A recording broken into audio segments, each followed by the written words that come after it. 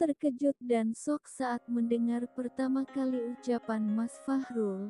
Katanya aku ini anak angkat dari Ibu Rahma dan Pak Handoyo, yang selama ini aku tak pernah berpikir kalau mereka itu bukan ibu dan ayah biologisku. Sebab sikap dan perlakuannya tak pernah membedakan antara Mas Fahrul dengan aku.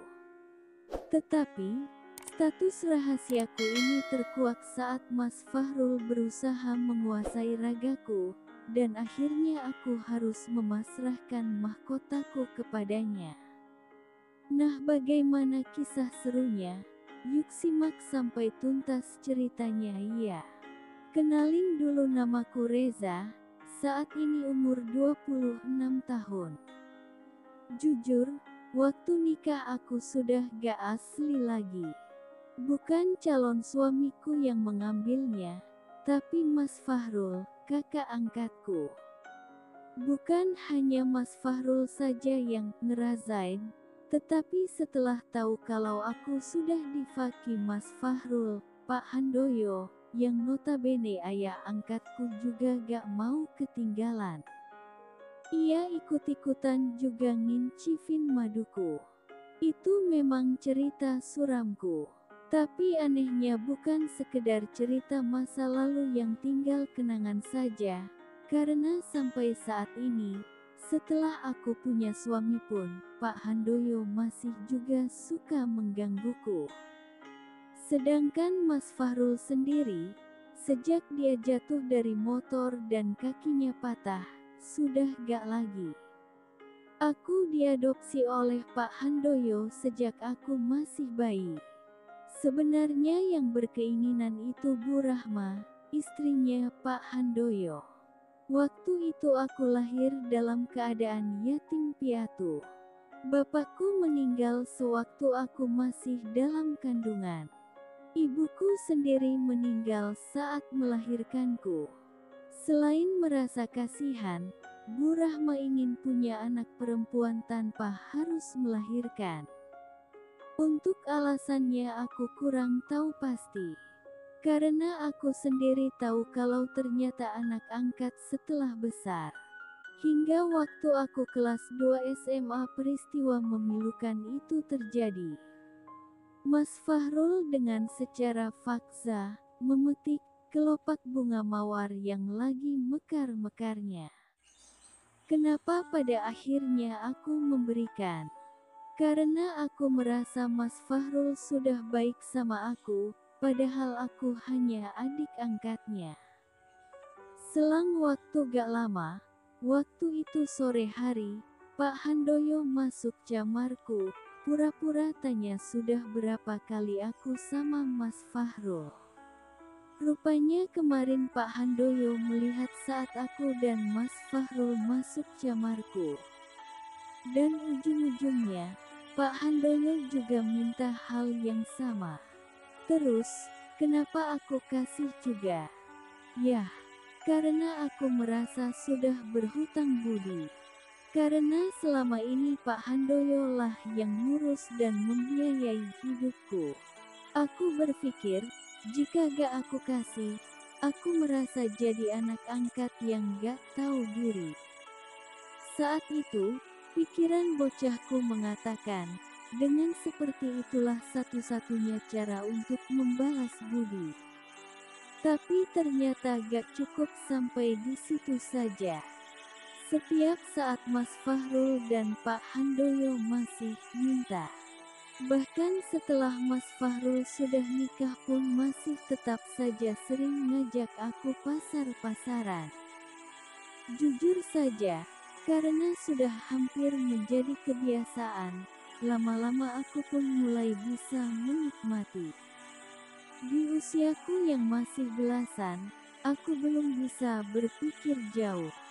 Masalah dosa mungkin aku tahu. Tapi aku cukup berpikir, jika Pak Handoyo yang sudah tua saja gak mau mikir dosa, masa aku suruh takut? Kayak gitu kan?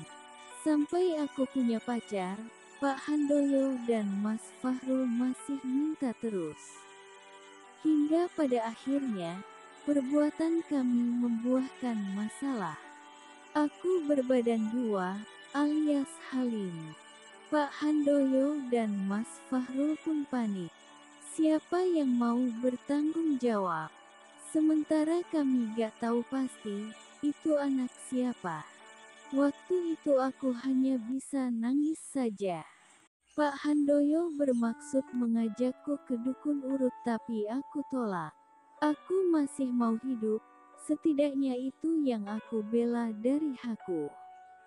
Sampai muncul sebuah ide dari Mas Fahrul agar aku, mau gak mau, bisa gak bisa, untuk ngajak pacarku melakukan hubungan. Tujuannya sudah bisa ditebak, agar Mas Hardi, nama pacarku, itulah yang harus bertanggung jawab. Saat itulah aku mulai sadar, jika Pak Handoyo dan Mas Fahrul gak lebih baik dari orang yang jahat, telah merusakku. Namun begitu, aku tetap gak bisa apa-apa. Aku malah mengikuti saran dari Mas Fahrul. Betapa malu sekali aku. Harga diriku seperti murah, saat aku mengajak Mas Hardi untuk melakukannya, kayak gitu kan. Memang berhasil. Mas Hardi gak curiga, tapi aku yang seperti gak terima. Ada perasaan bersalah yang menggerogoti batinku. Tapi lagi-lagi aku terbentur dengan masalah berhutang budi. Bikin aku gak berkutik. Ternyata berhutang budi itu berat. Makanya, meski hidup gak bisa menghindar dari itu, usahakan jangan terlalu dalam, karena akhirnya akan sulit melepaskan. Karena hutang budi itu seperti ikatan. Kayak begitu kan yang bisa aku sarankan untuk teman-teman. Selang beberapa bulan kemudian, Mas Hardi memang melamarku. Kami segera menikah sebelum perutku keburu besar. Aku merasa lega. Sudah bisa lepas dari Pak Handoyo dan Mas Fahrul. Apalagi aku sudah diboyong Mas Hardi ke rumahnya. Aku selalu berharap akan bisa hidup bahagia dengan suamiku. Meski selalu diikuti perasaan bersalah. Apalagi jabang bayi di perutku bukan buah cinta dari Mas Hardi. Sungguh ada perasaan cemas dan khawatir, jika suatu saat Mas Hardi akan menanyakan tentang rahasia besar dalam hidupku ini.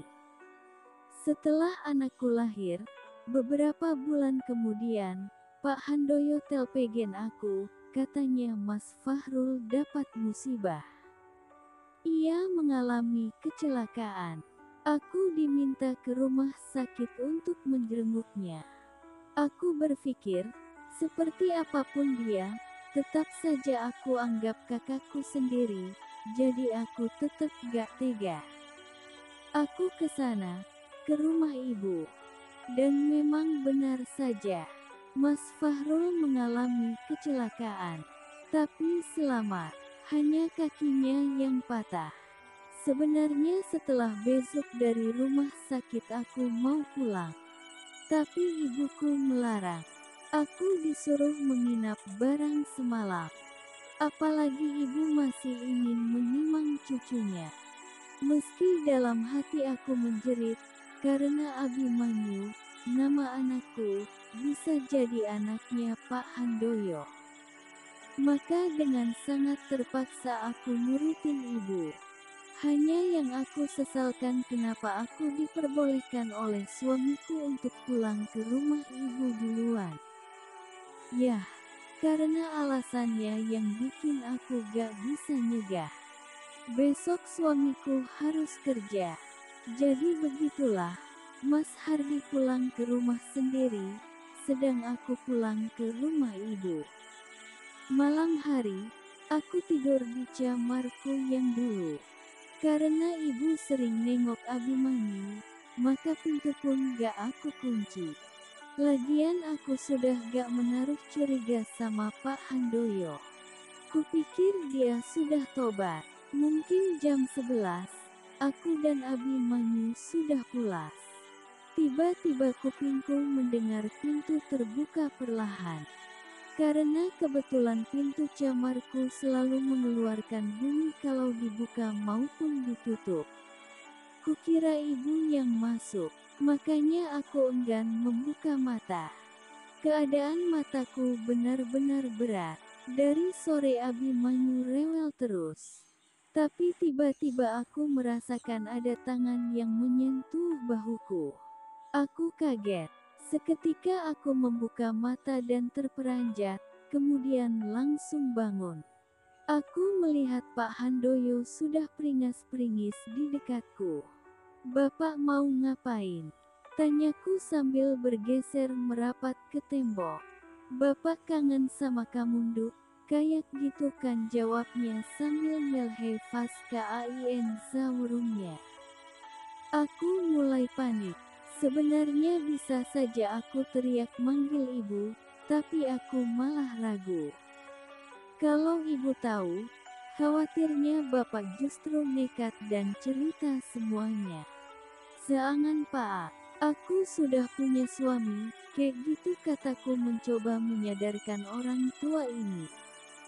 Tapi sepertinya percuma. Pak Handoyo tetap gak sadar, tambah ngegas. Aku cukup melihat dongkraknya, yang dalam keadaan menjulaang. Itu cukup tagiku untuk tahu, Pak Handoyo gak mungkin mendengar ocehanku. Dia terus saja kian merapat, dan aku sudah gak bisa ngomong apa-apa lagi. Dia sudah berhasil mengatasi segala kesulitannya. Jujur aku katakan, 2 menit setelahnya, aku justru mulai merasakan hempasan gelombang bertubi-tubi, membawaku semakin dalam tenggelam ke dasar lautan. Kalau sudah begini aku memang suka gak ingat apa-apa lagi. Aneh banget gitu loh.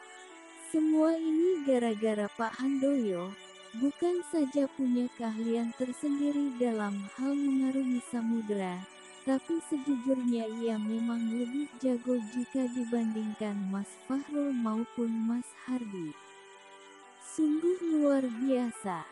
"Buruan Pak, keburu ibu bangun," kataku berbisik. Lalu Pak Handoyo baru benar-benar memulai pada intinya.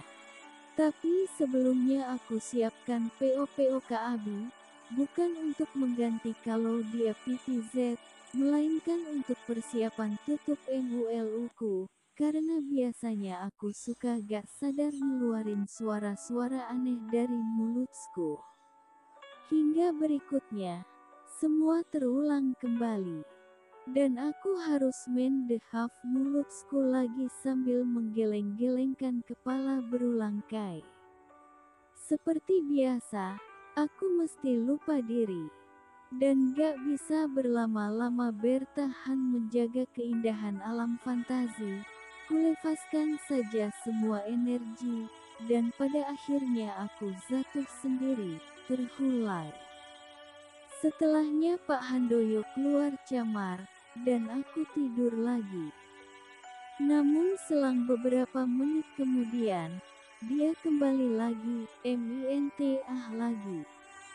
Aku masih turuti. Hingga malam itu, 2 kali kami bermimpi naik ke puncak gunung tinggi-tinggi sekali. Itulah kali pertama Pak Handoyo mengunjungi anjunganku setelah aku menikah. Dan di lain hari dia pun suka nekat datang ke rumahku, kala Mas Hardi kerja, dengan dalih nengok cucunya, bisa juga anaknya. Ia memang sudah tua, tapi ia pintar bikin apiku cepat membara. Keadaan ini benar-benar bisa berhenti, setelah Mas Hardi dapat kerjaan baru sebagai tukang las di luar kota, dan aku beserta anakku dibawa ke sana. Bersyukur, hidupku mulai tenang, bisa menjalani sebagai seorang ibu sekaligus seorang istri secara sempurna. Dan kini, Mas Hardi telah mempersembahkan anak keduanya, buah hati yang akan memperkuat ikatan kasih sayang dalam keluarga. Begitulah sekelumit kisah hidupku.